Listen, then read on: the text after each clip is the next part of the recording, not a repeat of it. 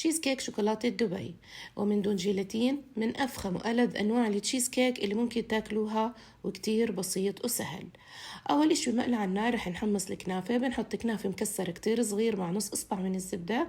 بنضلنا نحرك فيها لنحصل على هاللون. حنحط عليها علبة من البيستاشيو تقريبا حجمها 200 جرام ومعلقة كبيرة من الطحين. بنضلنا نحركهم لنحصل على هالقوام. بنحطهم عنا كطبقة أولى في قالب التشيز كيك بهالشكل، وبعدين بنبلش نضغط عليهم كتير منيح وبنترك القالب على جنب.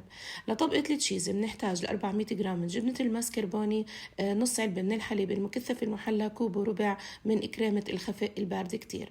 بنخفقهم كلهم على سرعة عالية بهالشكل. بعدين بنرجع بنحط معلقتين كبار من زبدة البيستاشيو وربع كوب من البيستاشيو، طبعا اختياري هاي الحركة. بنخفقهم كلهم وبعدين عنا بنصبهم فوق طبقة الكنافة، وبنساوي السطح كتير منيح زي ما احنا شايفين. نتركهم بالثلاجة أقل إشي ساعتين. آخر طبقة بندوب 200 جرام من الشوكولاتة وبنحط فوقهم علبة من القشطة.